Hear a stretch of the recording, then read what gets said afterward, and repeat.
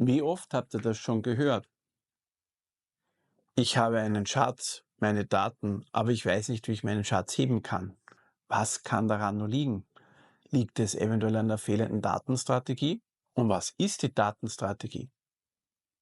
Daten ohne Datenstrategie sind Wörter ohne Grammatik.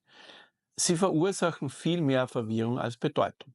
Und hinter mir habe ich ja bereits unseren Experten. Hans-Jörg ist bereits in Mailand und wird uns jetzt erklären, für was Datenstrategie wichtig ist. Hans-Jörg, bitte übernimm. Nun, ich bin heute hier in Mailand, um über Datenstrategie zu sprechen.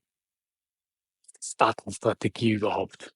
Nun ja, es ist das, was man eben eine Strategie nennt, wie man mit Daten umgeht.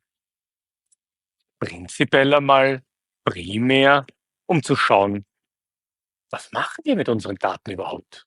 Wie können wir die denn wirklich sinnvoll verwenden? Und wie können wir sogar Geld damit verdienen? In den letzten paar Jahren war so die Meinung, na ja, nachdem, nehmen wir Facebook und Google, sehr viel Geld verdient, sehr erfolgreich ist, indem sie eigentlich Daten verarbeiten und wieder verkaufen. Naja, muss das Ziel doch sein, möglichst viele Daten zu haben. Das ist aber ein Irrglaube. Es geht nicht darum, möglichst viel Daten zu haben, sondern man muss sich bewusst sein, was ich mit den Daten mache. Dafür muss ich mir zuerst einmal überlegen, woher bekomme ich denn überhaupt meine Daten? Wie verarbeite ich diese Daten? Wie behalte ich dabei eine hohe Datenqualität? Wie kann ich diese Daten im Hintergrund mit IT-Systemen verarbeiten und dabei auch skalieren?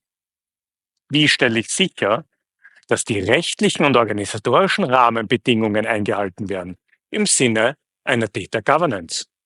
Und erst wenn ich mir das ausreichend überlegt habe, ja, dann kann ich mir auch Gedanken machen, wie ich diese Daten zu Geld mache. Also, bei einer Datenstrategie, die gar nicht so einfach ist, geht es einmal darum, ein Ziel zu haben. Dann die ganzen organisatorischen Abhängigkeiten zu bedenken und dann zu überlegen, wie wir diese Daten verarbeiten können.